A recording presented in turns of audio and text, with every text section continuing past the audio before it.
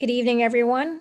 I would like to start the East Whiteland Township Planning Commission meeting, March 24th, 2021. Thank you all for chiming in here. Can we please have the flag for the pledge? I pledge allegiance to the flag of the United States of America, and to the to the republic republic for which it stands, one one nation, nation, under under God, indivisible, indivisible, with liberty and justice for all. justice for all. Thank you. The minutes.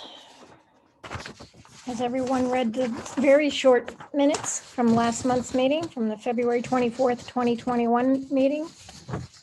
I did, and I'll make a motion to approve the February 24th, 2021 meeting minutes. Do I have a From the Planning second? Commission.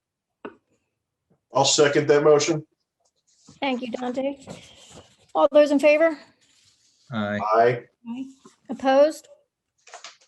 Motion carries. Thank you.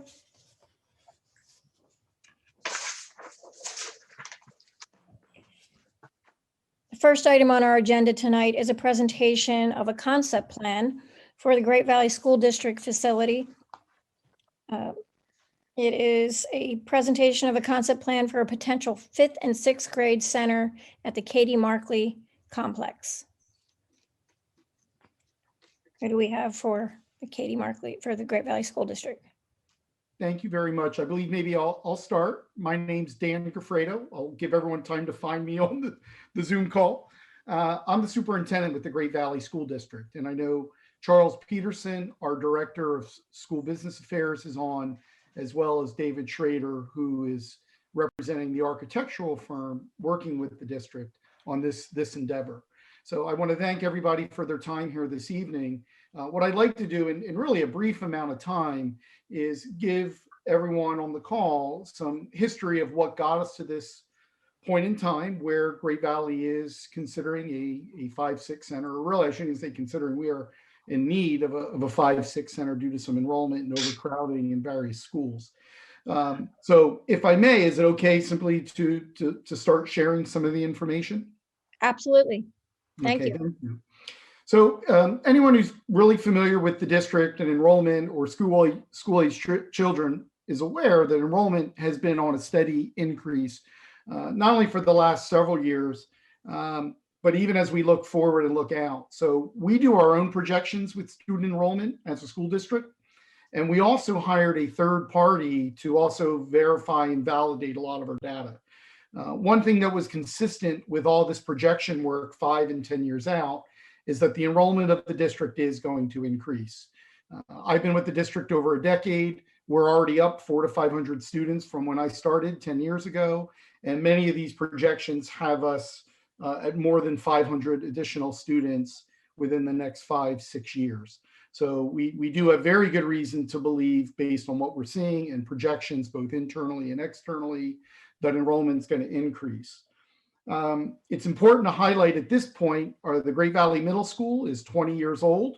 You wouldn't know it to look at the building. It's a well-maintained, beautiful facility, but it's also at or slightly over capacity already as that middle school. We also have several elementary schools that are starting to reach their capacity. When we look at the current enrollment within our district and we look at these projections, we know that space is going to be a necessity in the next few years.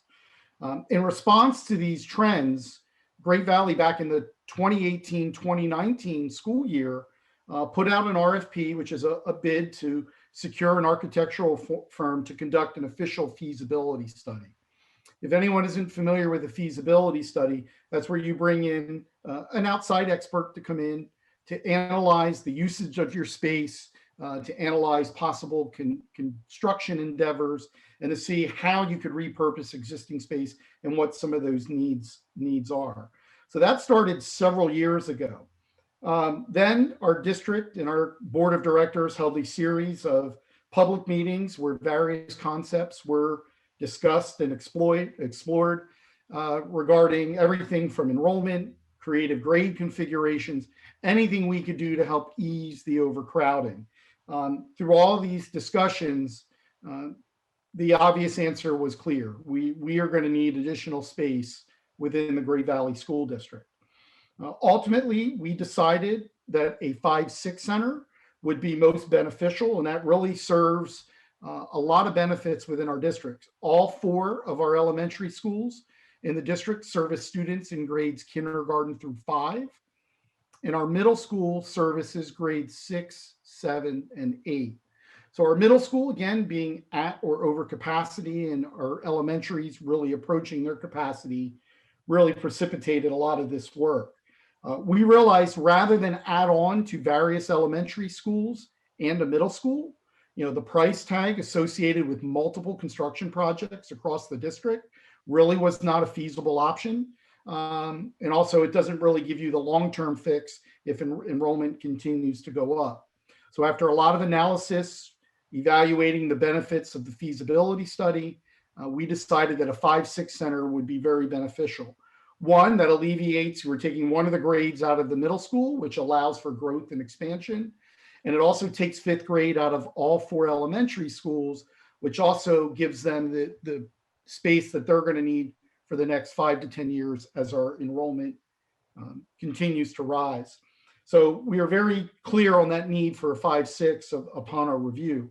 We did look at various construction options, and 10 were laid out. We explored everything from adding this 5-6 center to our current secondary campus, which comprises Great Valley High School and Great Valley Middle School. If anyone's been on that campus, traffic is already problematic. We have over 2,200 students on that campus at any one time, really probably closer to 23 or 2,400 students. So traffic is certainly an issue, and green space and playing fields. For us to build another structure, let alone a 5-6 school, which really will house anywhere between 750 and up to 900 students, that would take a sizable footprint off of our secondary campus. That would mean we'd be limiting playing fields, both for our students. It would certainly be impacting the community, which relies heavily on our fields, and traffic, which is already somewhat problematic, I think would become unbearable in many regards. So that option was off the table. We looked at some property over on our Backton Hill site. The district does own a sizable plot over at Backton Hill. We've done some analysis there as well. It would require substantial improvements to the roadway. If you've been on Backton Hill, you have 2 intersections at the end of each road, which would also require a great deal of substantial work. There's other concerns. One, the Backton Hill area is zoned industrial, and it's also near a gas plant. So putting a school in that area is somewhat of a concern. So although Backton Hill can be entertained, certainly I think you can see why it's the less desirable location. So we looked at, again, adding on to our middle school, our elementaries. We looked at our existing property on our secondary campus. We looked at Backton Hill. None of those really were the ideal options. When we configured, however, the Katie Markley Elementary lot, which is also adjacent to the district office, together, it's a sizable footprint. And we decided that that would be the optimal, my Zoom cut out there. That would be the optimal location for this particular 5-6 school. Looking at that particular venue, we looked at, one, preserving the green space in that area. If you've been over to our Katie Markley Elementary School, it's a beautiful facility. It blends in well to the existing landscape. Lots of green space that is used heavily by the community and the school district. We have a garden on there that we grow food and actually feed our children with produce from our garden. And I can tell you, as the superintendent, I'm on that site every day. There are community members daily that use the pavilion, that use the green space. They play soccer. So for us to examine building on that site, we had to look at two primary options, which I know Mr. Schrader, our architect, will get into a little bit later. One was to construct a 3-story 5-6 center on that site. There certainly are some concerns by building a 3-story structure. One, it'll certainly make the Katie Markley School look somewhat small to scale. I think it would be, I would go so far as to use the word obtrusive in that particular area or that community. And this would involve a 3-story structure, would allow us to preserve our district office. So we looked at this very intently because we're trying to keep costs down. We're trying to minimize our footprint.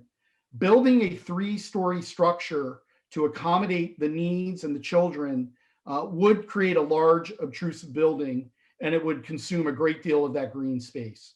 And so we're certainly worried about the implications for our children and the community at large. So the second plan, which is the strongly preferred plan, is to look at a 2-story structure that really spreads out and overrides where our current district office is housed. So our district office is at 47 Church Road. It has a large, spacious front area, and we have the building there. If we were to repurpose that footprint of the district office and build a 2-story 5-6 center, one, we can improve traffic flow on that campus between Katie Markley, the 5-6 center, and the adjacent roads. But it also, more importantly, preserves that green space, which our community and our schools can use. So although we're somewhat attached to our district office, it has been our house, we realize that the needs of our students right now are paramount. And so it is something that we are looking at very seriously, and something that we're strongly recommending as we move forward, that the district office, that existing footprint, be overtaken by a 2-story 5-6 center. And then we need to repurpose or find a new facility for our district office. When you see some of the schematics a little bit later presented by Mr. Schrader, I think it'll be somewhat obvious to people on the call as well. But we really feel the 2-story option, it will be less obtrusive, improve traffic flow, and preserve the green space, which I think are very important features with any school construction project. Based on the enrollment figures, and these are my closing comments, we do feel the need that we are going to need additional space by the fall of the 2024 school year. We anticipate by our projections that by the beginning of that school year, in just 3 years, we'll have approximately 200 and close to 220 additional students. And so we're going to need space. And so our timeline would be that three years from now, in the fall of 2024, that this facility be ready to educate and support the children at Great Valley in grades 5 and 6. And that would be students from the entire district. So all 4 elementary schools would send their 5th and 6th graders to this one site. With that being said, my intent was just to give you a brief history of how we got to this point, let you see the analysis and the work that went into it, the complexity of all the considerations. And I want to thank you for your time and for entertaining us all here this evening. Thank you. Great. Thank you, Dr. Gofredo. I'm going to introduce a couple other resources here that'll help us through just the sketch plan that I believe you've received. Chris Jensen is on from T&M Associates, and they're serving as the civil site folks on the project.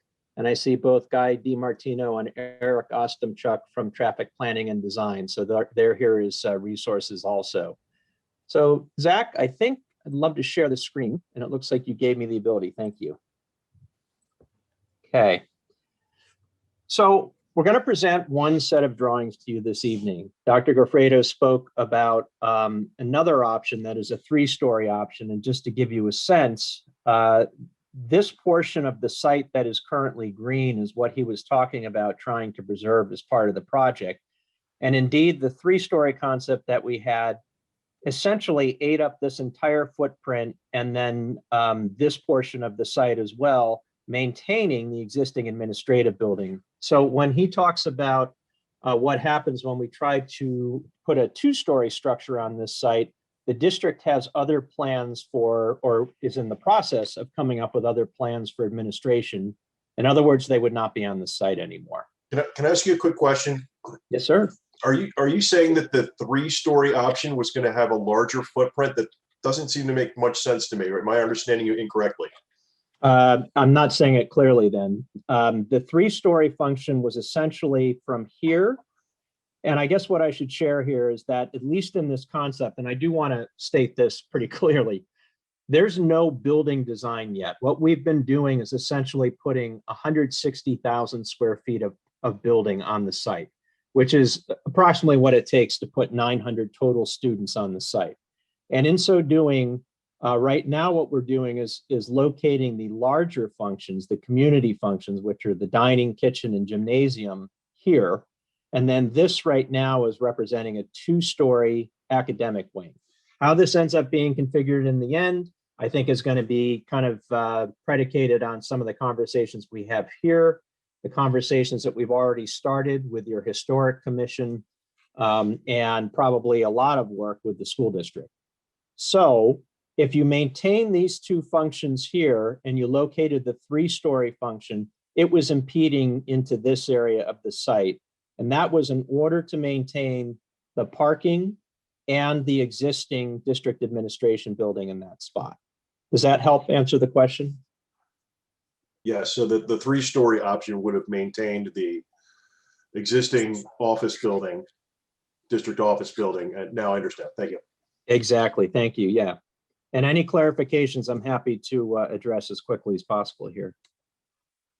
Just to kind of lay a little bit of groundwork here, Church Road is here. Chester Valley Country Club is right here. Swedesford Road runs this direction.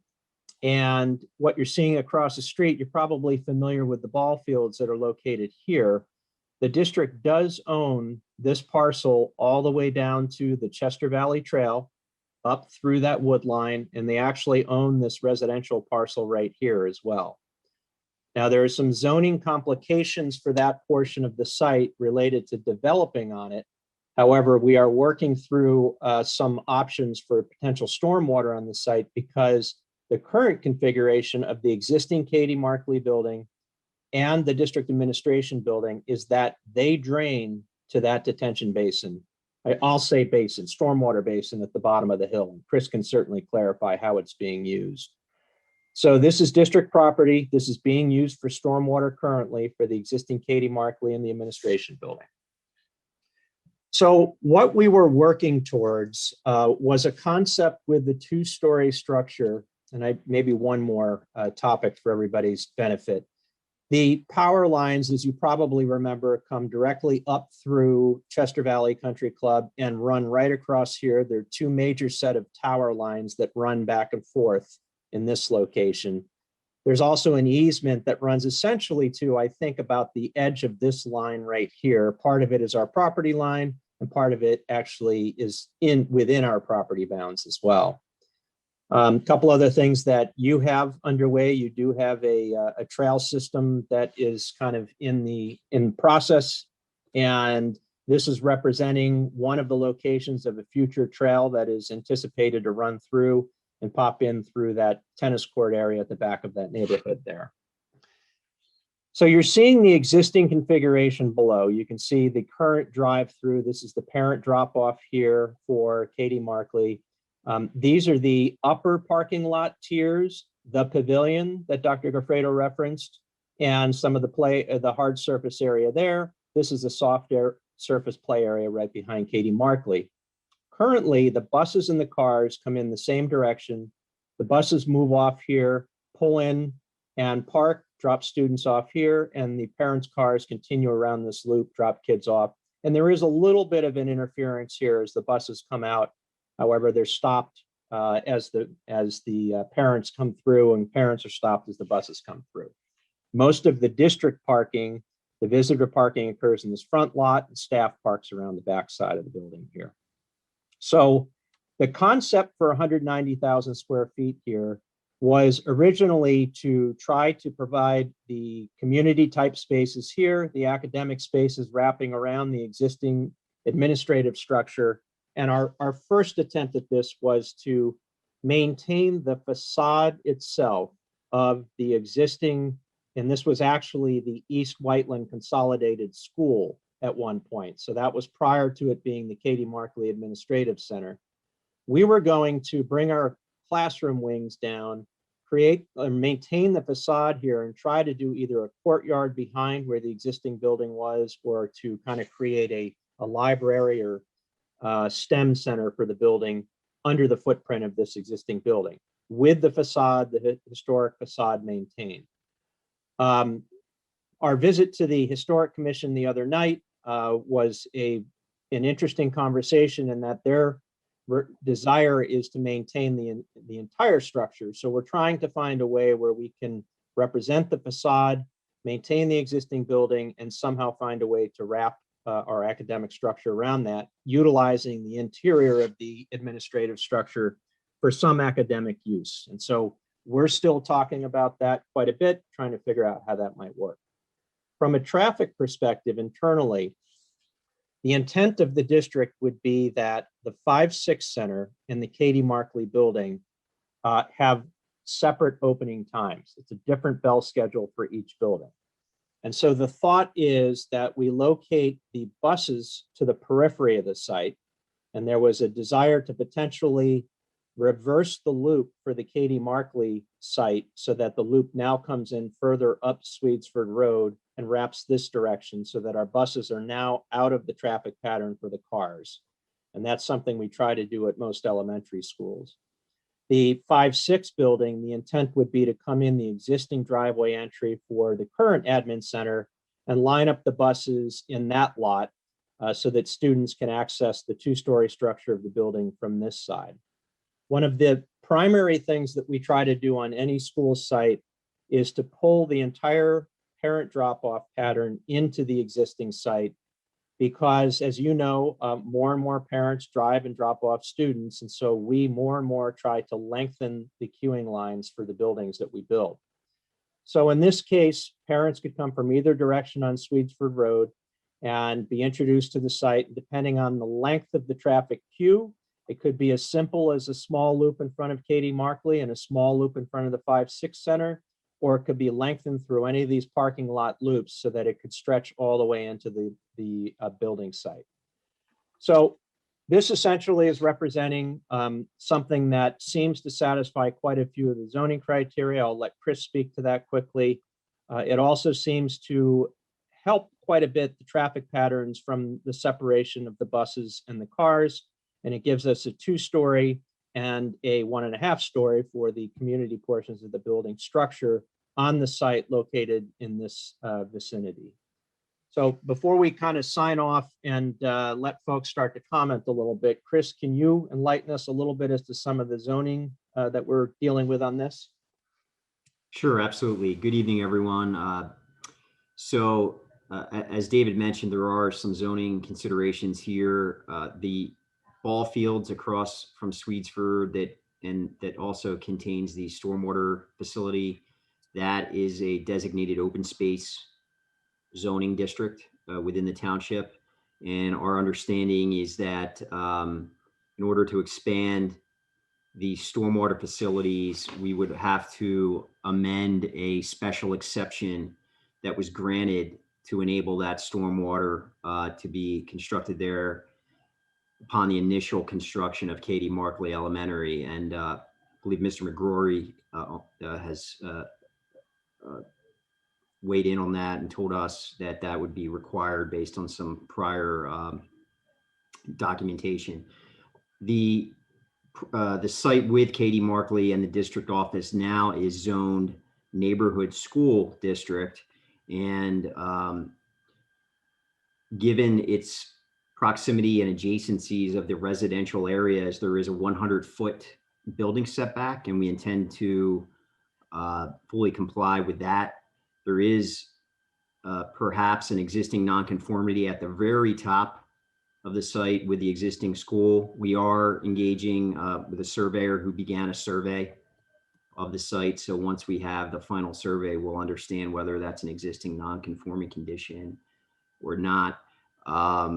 And I would say the only other real significant element of zoning that we need to still do a little bit of homework on is relative to impervious surfaces. There is a 30% maximum allowance for impervious. And we've had some discussion about the opportunity to consolidate these two lots, both the main 30+ acre school lot and the 14-acre lot with the ball fields and stormwater. And our understanding is that will be dependent upon some of the title issues and where exactly the title lines are, and that title report and the information that it will give us, we should have it soon. We don't yet have it, and the survey, as I mentioned, is underway. So that perhaps would be the only area that we could see that would potentially require some relief. And again, the special exception amendment that I mentioned.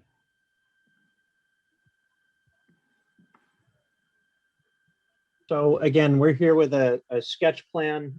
Again, it's not a design building. It's merely showing the mass that accommodates what we need to accommodate, and it will be configured differently as we go along here, but it does show a means to handle all of this on the site. And I think we're very interested in your feedback on the project as a whole, so we can proceed in an expeditious manner.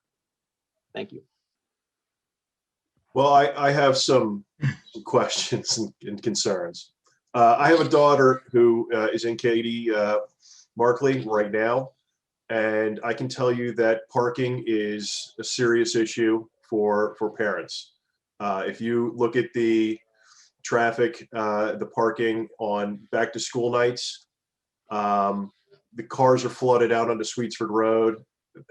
They're all over the place. So I see that there's a proposed additional lot here, but with net new 700 to 900 students, I'm not sure. I think that parking is still going to be an issue. Do you think that will be an issue, or do you think this new lot will alleviate that issue? We're also talking about additional teachers that'll be parking in these lots every day. So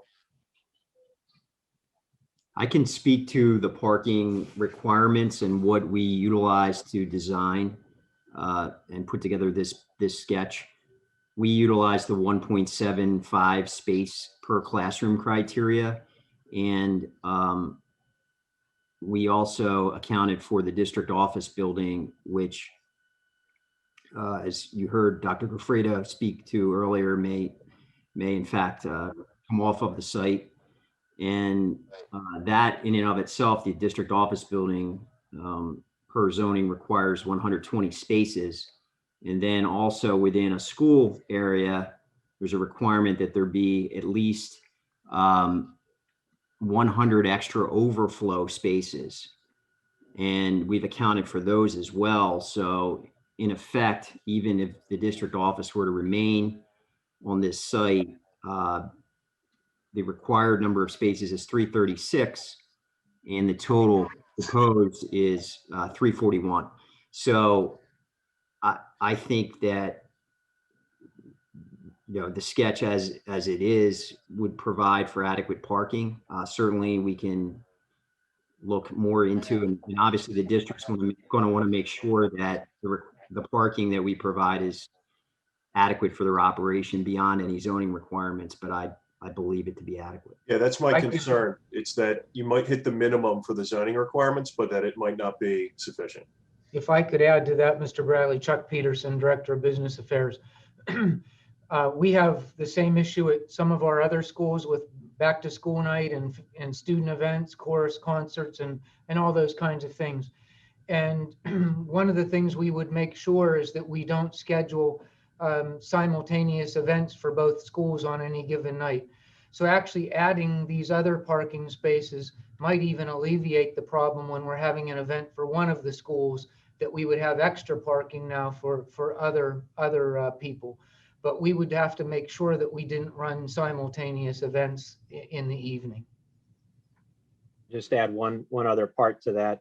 Chris, you calculated actual lined parking spaces here, correct? Correct, yes. Okay. So a lot of time, and this is an issue, as you know, Mr. Bradley, with all schools, it tends to be a real challenge. What we normally suggest in the case of a place that actually has the bus parking is these are basically 2 parking spots per bus stall. So you're adding those during special events as well that you don't have included in that parking calculation. So there's always a little more than that number that's on the site. But again, you bring up a major challenge for every school. Well, the students will certainly be at the school every day. So is the playground going to stay the same? I think it's a little bit crowded as it is for just the elementary school. And if we're adding on the fifth, sixth graders to that play area, I don't think it can handle it. What's the plan for that playground area? And that's exactly why we wanted to maintain this entire area. So that allows us playground plus additional playground and field space out here. So we would be building one specific to the 5-6 center as well. And is the plan right now for the pavilion area to, it looks like it would go away? That goes away. That's correct. It may show up in another form somewhere else on the site, but right now that is taken over by the footprint of the building.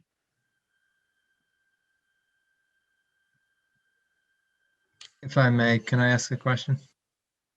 I don't mean to step in front of you, Dante. Do you have any more questions? I may. Go ahead, Peter. No, you go ahead then. My question can certainly wait. No, well, I was just going to ask Dr. Goffredo if you could forward to the board the historical enrollment numbers for the last, say, 6 or 7 years, so we can see how, for ourselves, how it's increased, and also what the projections are for the next 5 or 6 years. I think that'd be useful information for us. I've heard conflicting reports. I've heard that there's been no net new students, and I've heard that there's been an explosion in the number of students. So I think if I could see the historical numbers and the projections, that would certainly be helpful. We're happy to provide them, Mr. Bradley. Absolutely. Thank I actually would like to see that as well, because I read on the Great Valley School District, your own website, the projection, the 20-year projection it gave. It wasn't even close to what you're talking about today. So I would love to see those numbers. John Lawmer here. I have a question if there's a moment. Would that be okay? My question is, and I want to say this, but I'm not trying to incite any panic here, but have you thoughtfully addressed the electromagnetic radiation exposure issues of this draft idea layout? And to give you the backstory, my house is about 400 feet roughly from those lines. And when I bought it in 1991, I rented a field strength meter from GE. I have an engineering and biology background. And I decided our house would be just fine. And a friend of mine who lives in Arizona told me, well, we had this conflict where they wanted to build a school expansion right next to the wires. And somebody carried a fluorescent tube, the old industrial type that you used to get in offices all the time, and waved it under the wires and it glowed. So I took his challenge, went to Home Depot, bought one, walked under the wires, and indeed it glows. The fall off point from my measurements, which were crude and anecdotal, was that after about 250 feet from the wires, you get pretty close to background. And if you happen to have a house that, I don't know if this term is understood, a Faraday cage means a shield from electromagnetic radiation. If you put metal, it'll shield it and it won't be in there. But I promise you that parents will be bringing this up. So you have to confront it now, not later. And I don't expect a detailed answer now, but I urge you to start thinking about it and be prepared to answer those questions. Because this looks to me like this academic center will be about twice as close to the wires as the other one would be, but I don't have any measurements. End of long question.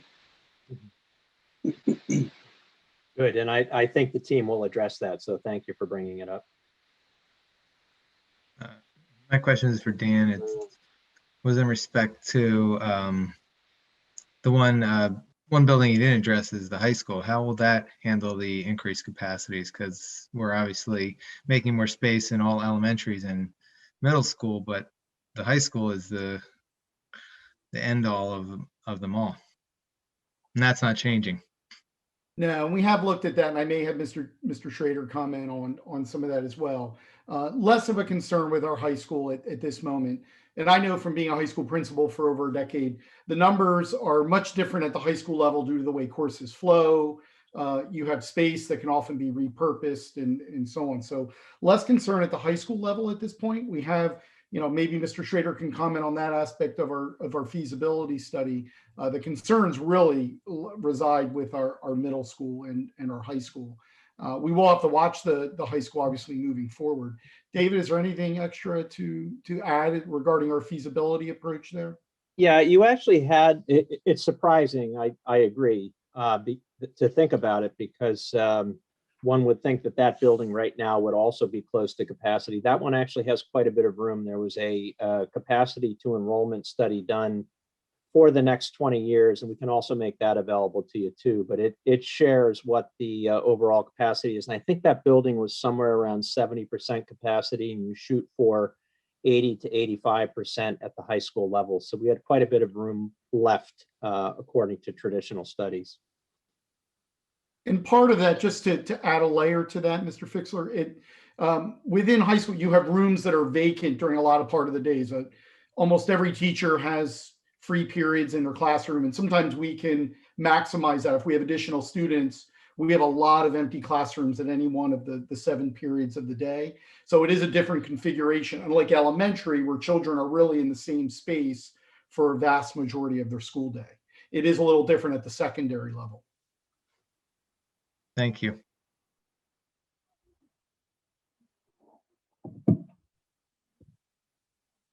Any other No. questions? Yeah, I'd like to ask a question.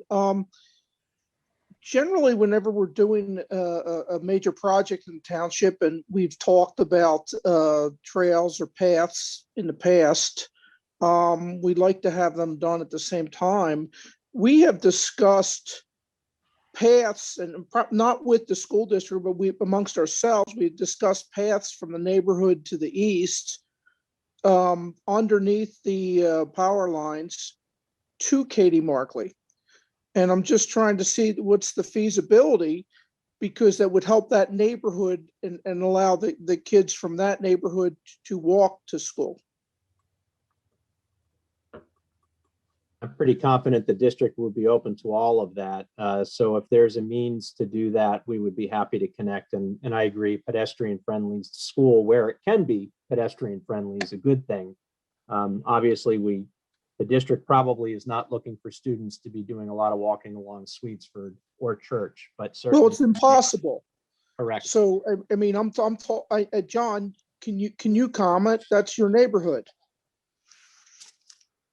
I know Jeff would comment. Yeah, I'll comment. I just turned my microphone back on. Without taking too much more of the presenter's time, I'll just say that this idea gets tossed around a lot. We have a lot of informal foot traffic from the Lincoln Court Shopping Center over the hill and along those wires as it is.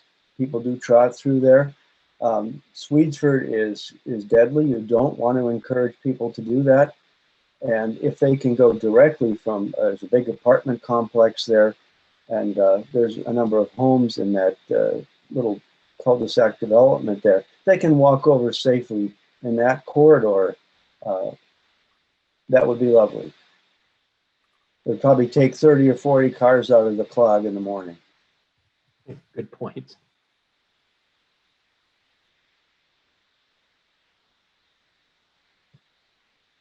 Any other questions?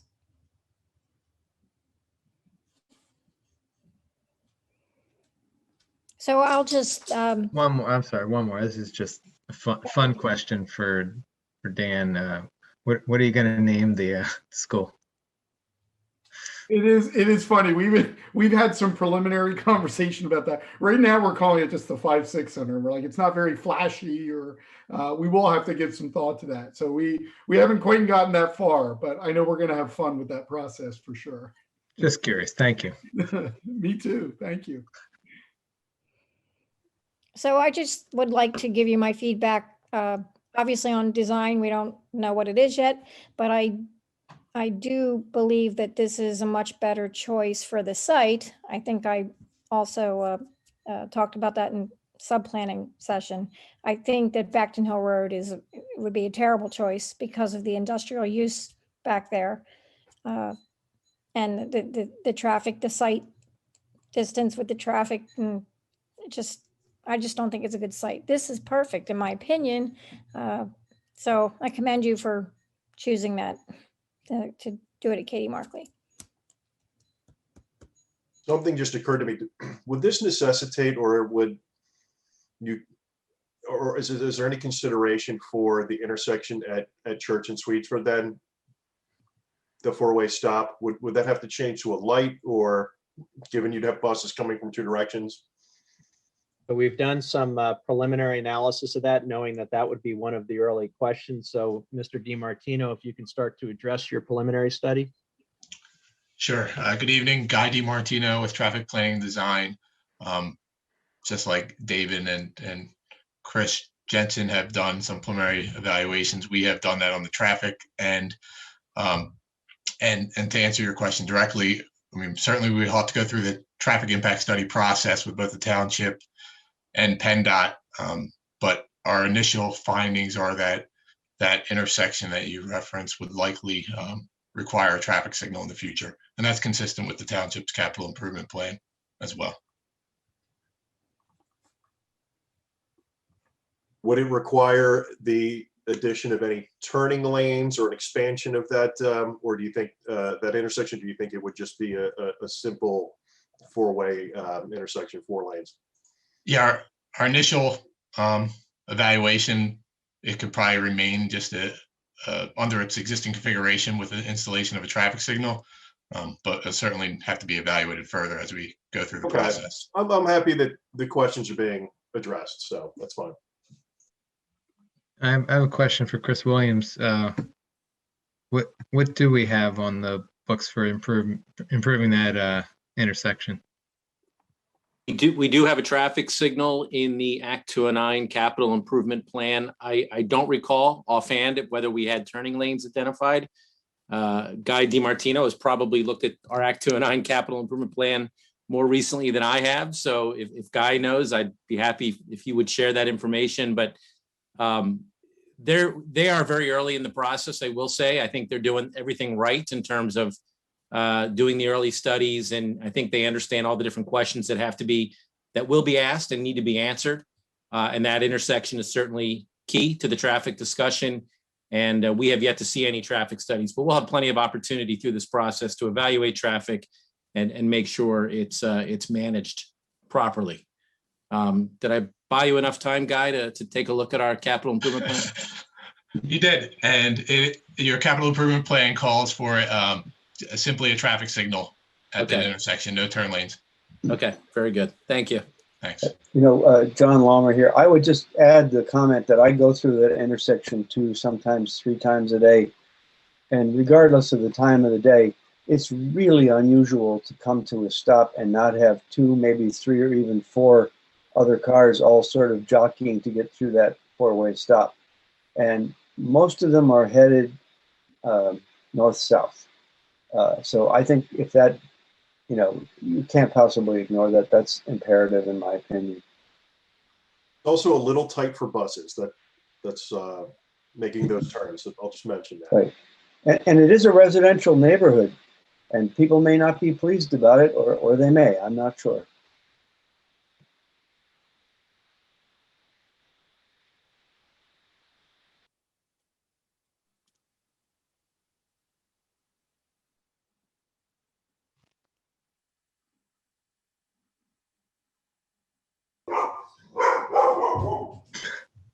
Any other questions? I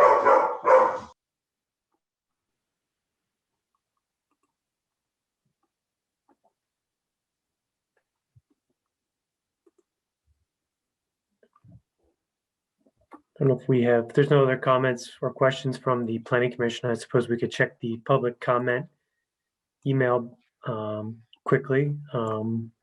We don't have any emailed comments if you want to move on to anybody in the meeting.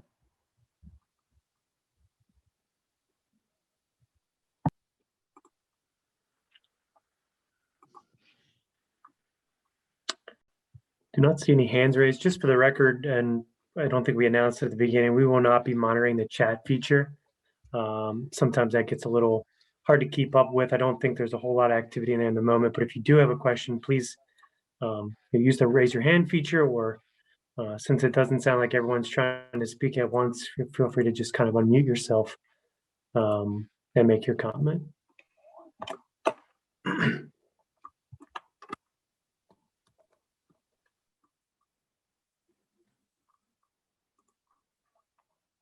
Okay.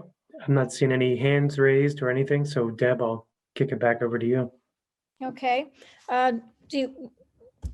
Do you want to just make a general comment, each planning commission member, and wrap this up, or are we pretty much commented out? I just look forward to seeing the plans moving forward. As I think we all know, it's a much needed addition to our township and school Agreed. district. Indeed. Sounds, John here, sounds great to me. Well thought, gentlemen and ladies.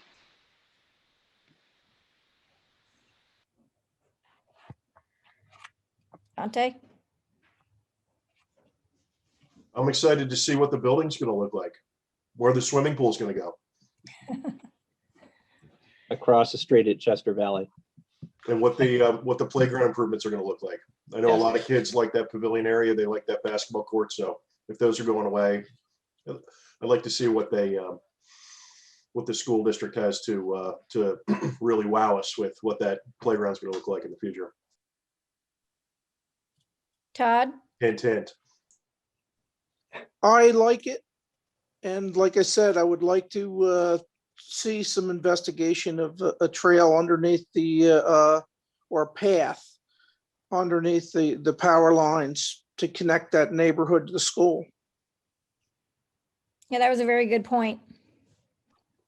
The walkability of that site is clearly hands down way better than Backton Hill Road. I mean, we saw it. There's a planned expansion of the trail that runs along the power lines. I don't think it goes under the power lines, right, Zach? But it goes along down to the, like where the shopping center is. Yeah, there's Lincoln Court. we've got a couple of different studies that show different trail improvements, starting with the comp plan and some subsequent plans, including the park and rec plan. All of them show, at least in this stretch between Church and Conestoga Road, something going in that corridor there, and it would connect multiple neighborhoods. Actually, there's the Westgate apartment complex that sort of seems to have a trail connection there near their tennis courts. There will also be potential for connections from the Township Park and sort of the Birch Road neighborhood, I'll call it.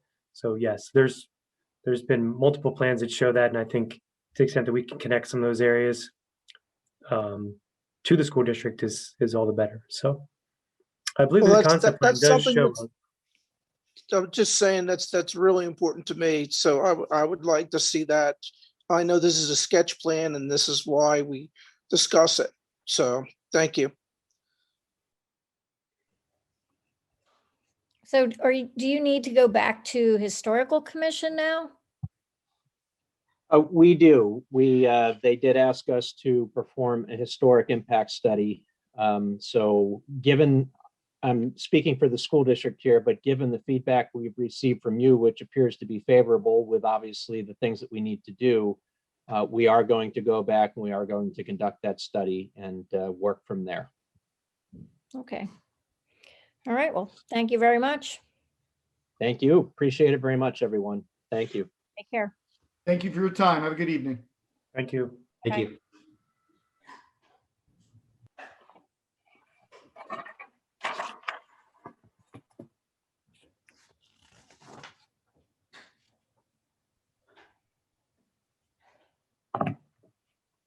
Our next applicants in the waiting room, Zach? Or- Yeah, so Michael Kissinger from Pannoni Engineering is on the call on behalf of Vanguard. So I'll turn it over to Mike to kind of just introduce the project, or reintroduce maybe I could say. Okay, Maybe, so I'm not sure. Hello, everybody. My name is Mike Kissinger. let me just announce the project, Michael. Sure. So it is for a modular office at 14 Lee Boulevard for Vanguard. It's a request for waiver of land development to install a modular office building at an existing office building. The property is located at 14 Lee Boulevard and is within the OBP Office Business Park District. Thank you. Thank you. So, and this is the part that I might not be aware of too much, but basically, Vanguard had approached, I believe, the township to swap out an existing trailer for a new trailer, maybe a few months back, and request a waiver of land development for that process. Oh, Zach, beat me to it. I was going to do the same thing. So you can see on the top left corner of the building, there's an existing trailer. Actually, I was showing the existing one here at the top first. Yep, there you go. And then, so they were proposing to put a new trailer in on the backside and replace that one. So that's what they had recently requested a waiver of land development to do. However, some building changes and modifications to other structures kind of necessitated the need to make even larger. So on the north side of this structure, Zach's pointing out, is an additional double wide trailer that they would like to put in that parking location. So that would essentially be, instead of just the one trailer, we now have, essentially three, the size of three. But this is it's moving from a campus they have in Tredyffrin. So it's a trailer they already have and purchased, and that, is essential. It's being relocated over there due to renovations. So what we've done is we've taken a look at the property and we've provided this plan that shows that the property, even with the new occupied space, would still exceed the property. I think still has 30 or 40 extra parking spaces on it, even with the loss of the parking spaces and the additional space. And we've looked at the impervious calcs and the building coverage, and the plan complies to all of those items. So it's something that, is, Vanguard is looking to move on pretty quickly, again, because they already own the trailers. So that was one of the main requests for that waiver of land development. But it was an expansion of our previous request. And so that's why we're here tonight.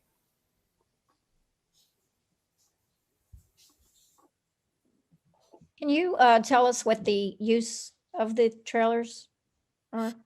I'll try not to get into too much detail, but it's actually a pre-sorting area for mail deliveries. So the trailer would be used to get to be able to take the mail in, sort it there before it went into the building. So that's just done for sometimes security reasons, health reasons, or just in general extra space to lay things out. Thank you.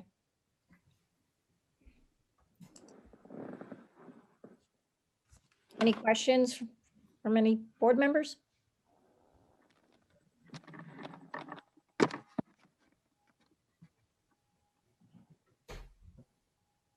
Well, thank you very much. Have a good night.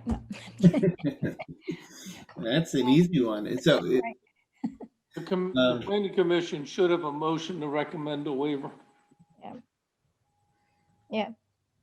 I was kidding, Joe. I thought you were moving on.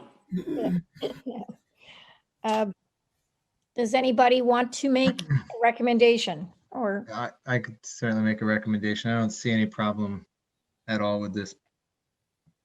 And I will make a recommendation to request a waiver of land development for modular office at 14 Lee Boulevard to the Board of Supervisors. I'll second it. Second by Todd. All those in favor? Aye. Aye. Opposed? Motion carries. Thank you.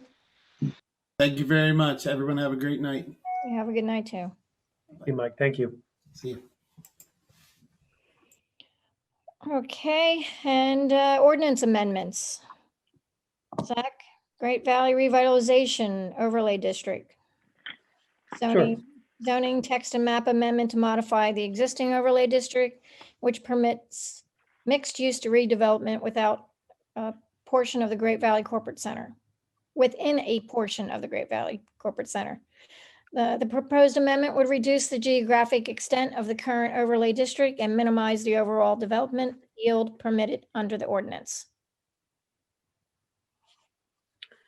Sure, we actually have the property owner in this area who's proposing a project under this overlay. So rather than me give a partial update and then hear the same from Allison Zaro and her team, I think I'll just turn it over to Allison if that's okay with you. Sure. Good evening, everyone. Allison Zaro on behalf of Philadelphia Suburban Development Corporation. With me tonight are other members of our development team, Greg Knoll and Paul Leopard from Nave Knoll and Eric Ostomchuk from Traffic Planning and Design. Unfortunately, Mr. Nicoletti, Mark Nicoletti, had a conflict tonight at 8 o'clock. So we were fearful that we'd end up getting on after he was not available. So I will be running with and trying to answer all of your questions this evening. We were here, or I should say my partner was here with the team a couple of months ago to talk to you about the Great Valley Revitalization Overlay District. This district is an existing overlay district in the township on the west side of Route 29 in between Old Moore Hall Road and at Great Valley Parkway.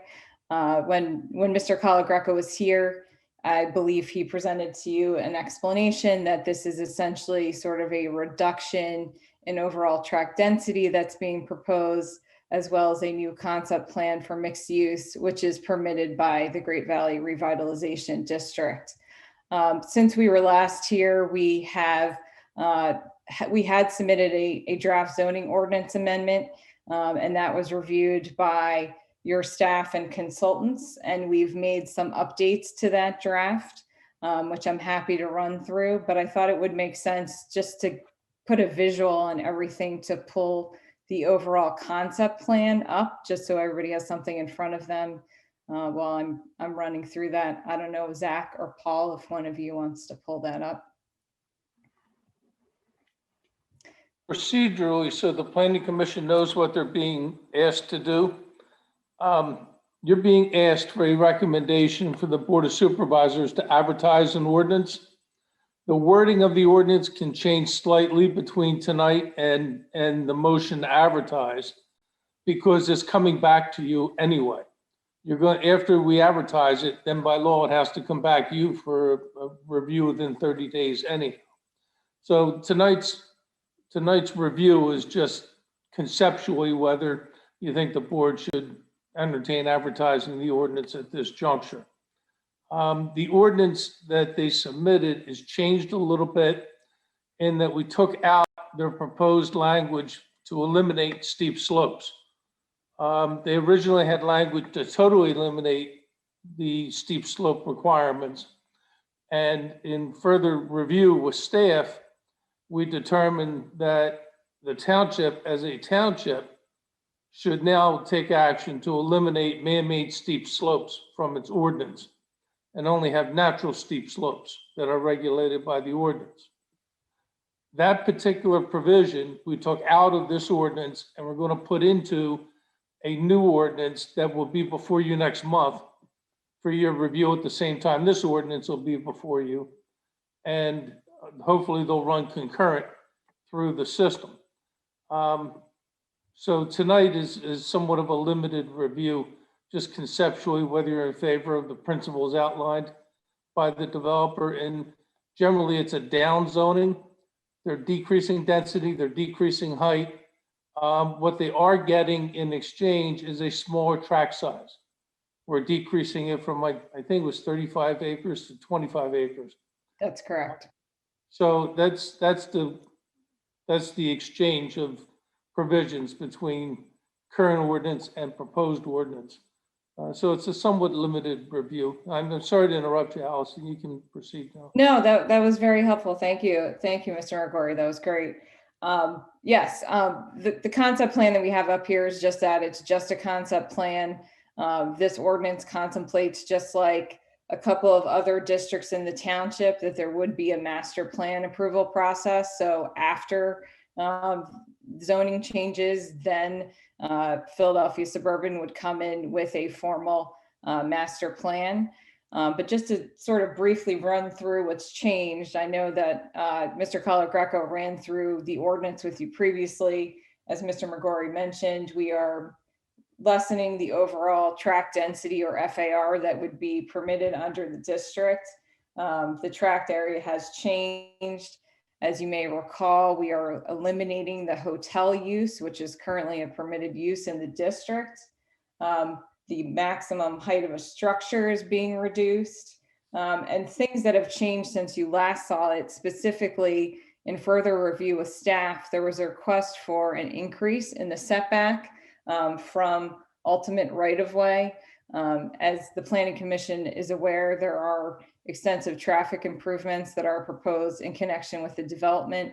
There was a concern about how that all fits together. So we have increased the setback from ultimate right-of-way from 10 feet to 20 feet. There were a couple of other changes that were cleanup changes related to setbacks. It's not really a substantive change, but there were references to industrial district areas that are no longer applicable. Originally, when this district was enacted by the township, there was other land that Liberty controlled that abutted the Glasgow quarry, which is no longer applicable in this instance. Another thing that we did is we added the concept of shared parking within the development. You have that today in Worthington, for instance, where different uses that have different peak parking demands can share parking within the site. This would allow for flexibility in the future, depending on how ultimately a master plan and development plans would lay out. The last substantive change that we made to the draft pertains to the traffic improvements that I referenced earlier. In discussions with staff, there is a concern about making sure that the road improvements that may be constructed in connection with the development will be phased. As this is a large project, not surprisingly, in general, we expect it to be a phased project over time. However, this particular provision would require all on-site and off-site traffic improvements that are proposed with the development to be laid out during the master plan process. And then the second part of that ordinance change would require that any financial security for all of those traffic improvements, whether they're part of the first phase or not, would have to be posted when the first phase of the land development plan is recorded. So that is something that I think is important to the township, and we're putting it right into the ordinance. And in addition to the traffic improvements being posted from day one, the developer's also going to post 25% of the cost of the improvements that were hoped to get paid for by public money. And the 25% would be the matching amount in most grants. So that's going to actually be posted in the beginning of the project. So we know the matching funds are there if and when we ever get public money to do more extensive improvements that are not required by this development, but helpful to the area. Yes, exactly.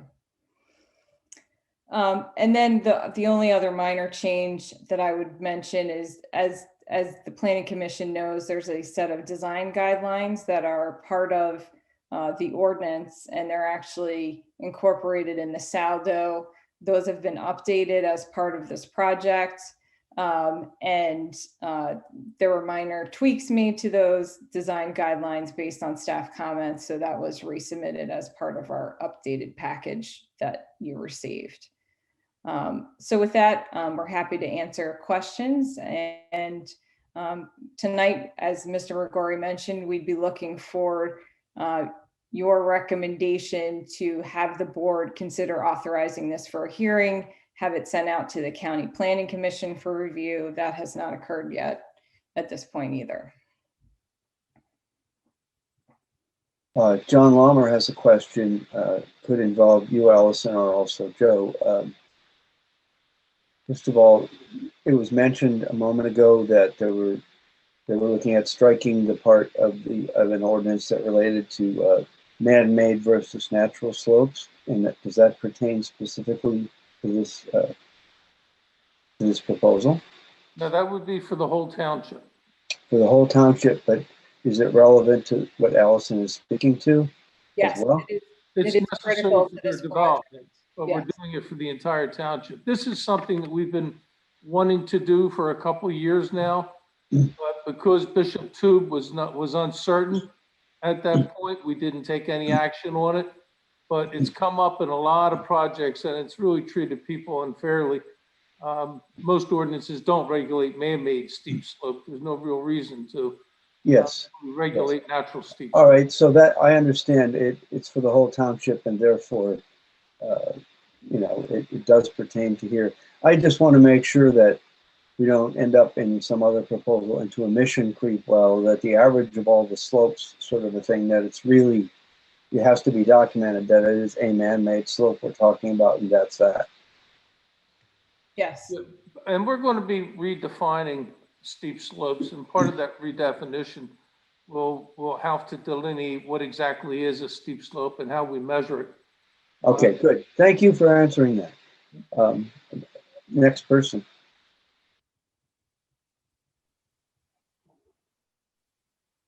Allison, what was the total square footage of this project in relationship to the FAR? I would actually defer to Paul to give you, I don't want to misspeak on this.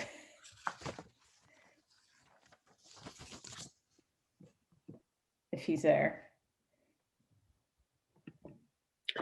Can't tell if Paul is frozen or just shuffling through papers. He may be shuffling through papers. I think he's frozen. Paul, can you hear us? You're still on mute, Paul.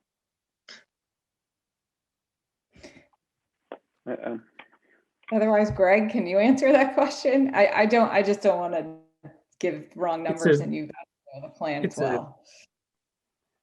It's around 1 million square feet. It's like 1,018,000 or something to that effect. That's the developable acreage of the site. So that's the one component of the floor area ratio.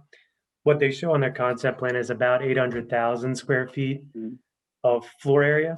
So floor area ratio is gross floor area of the building divided by the developable acreage. So like the lot itself. What they show is not quite the maximum that's permitted.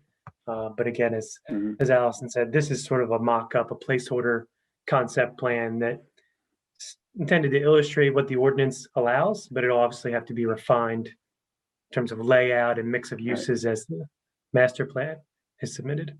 Yes. Yeah. By the way, Deb, sorry, Paul sent me a text. He lost audio and had to log out right at the time. Okay. No problem. Gotta love virtual meetings. So that's why he had that kind of weird look, as he was not hearing anything. So sorry about that. Thanks, Zach, for answering it. Thank you. So the fact that the retail use has gone from 0.1 to 0.2, is this specific to your plan? Is that why? No, Mr. Nicoletti asked for some flexibility on that. So it's not specific to the concept plan that you're seeing tonight. Nothing changed about that, and we're nowhere near that number on this particular plan, but just sort of looking forward, and I think potentially being, optimistic on coming out of COVID. He's hoping to just have a little extra flexibility there with the retail. I was just shocked because everybody says retail is dead. Yeah. Going up. So. I think that it would be unique to this whole live, work, play concept and so forth. And I think they're getting some ideas and some feedback that he was getting that asked for a little more flexibility in that, which I think would be attractive to the area if it does work that way. Yeah, I mean, that's exciting. Yeah. All right, thank you. Any questions from anybody else? You guys have been asking them for me. Thank you. So what do we need to do here? We need to. Just to vote to recommend advertising. A motion to advertise. Who wants to make a motion to advertise? Oh, I'm sorry. Zach, questions from anyone else in the audience or? I don't see any at the moment. Brittany, can you let us know if any emails have come in? No emails in the public comment. The only activity I see in the participant panel is Paul Leopard trying to get back into the meeting. But if anybody has any questions, feel free to raise your hand. We will not be monitoring the chat feature, but happy to take any public comment at this time.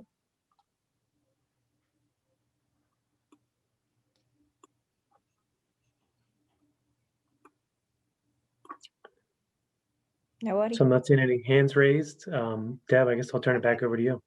Would somebody like to make a motion to advertise the ordinance?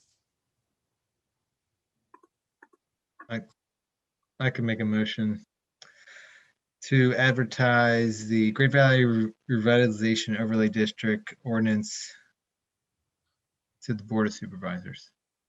I'll second it. Did I get that, Joe? There should be a motion to recommend to the Commissioner- board that they advertise. Thank you. The motion to recommend to the Board of Supervisors to advertise for the Great Valley Revitalization Overlay District ordinance amendment. Thank you, Peter. And a second by, I'll second it. Yeah. all those in favor? Aye. Opposed? Motion carries. Thank you. Thank you very much, everyone. Yeah, thank you very much. Really appreciate it. Good night. Have a great night.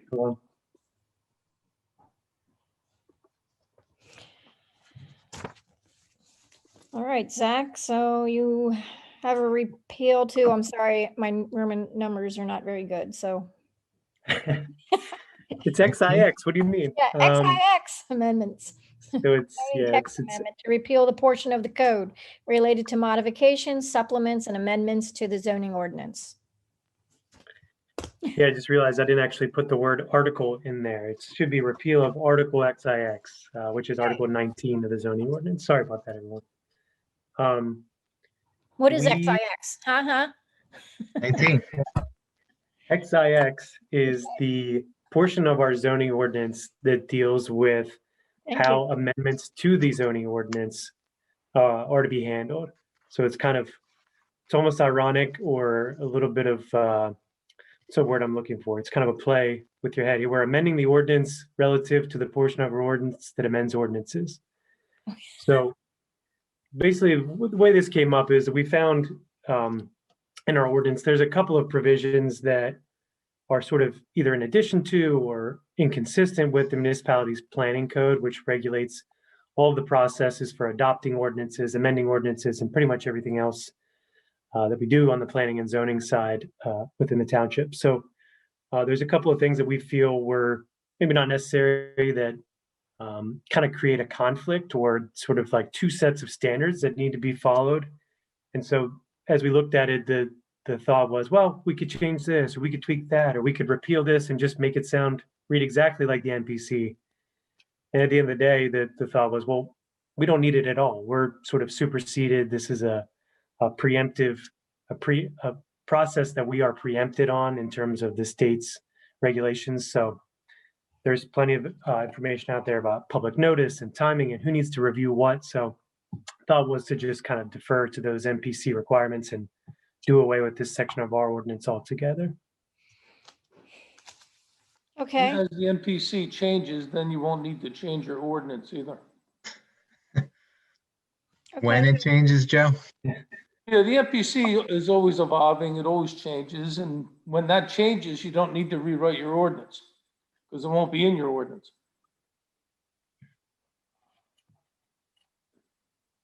So do we need to make a recommendation to,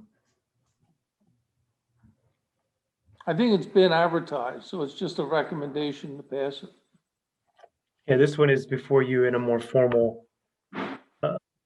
section. I guess I should have put them in sort of different spots on the agenda, but this one has been advertised since it was a relatively light, more of a quick fix, I'd say, for lack of a better phrase, but.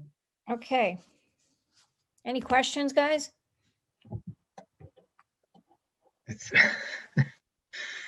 seems like a circular. Yeah, I can't think of the word that I want to. It's kind of meta, I guess. Is that if I'm using that right? I don't know. I mean, I really just have to defer to Joe and you, Zach, that this is the right the right course to take for this ordinance. That's all I kind of have to go off of. What's Yeah, I some- certainly don't think it creates any issues. If anything, it kind of simplifies, there's no question about, well, did you do what the NPC says and what the local ordinance says? Did you forget to do one or the other? It's just one more thing to keep track of, and admittedly, there's no real reason for it. So I'd say it can be just as simple as, sometimes you got to be suspicious of simple things, but this likely not one of them. I trust you guys to find the holes in our ordinance and hopefully prevent the developers or whoever may want to find fault and take advantage of them.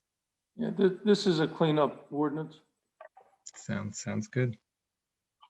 So we'd be making a motion to advertise. No, motion to recommend the council. Recommend. Okay, thank you. Shall I, Deb? Go right ahead, Peter.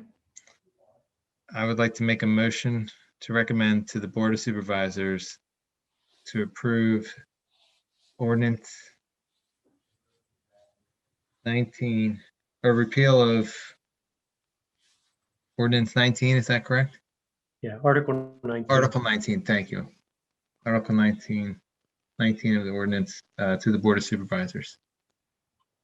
I already said that. Can we have a second? I'll second that.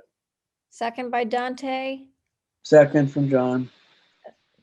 Dante beat you. Yeah, he did. All those in favor? Aye. Aye. Opposed? Motion carries again. Thank you, Zach and Joe. Sure.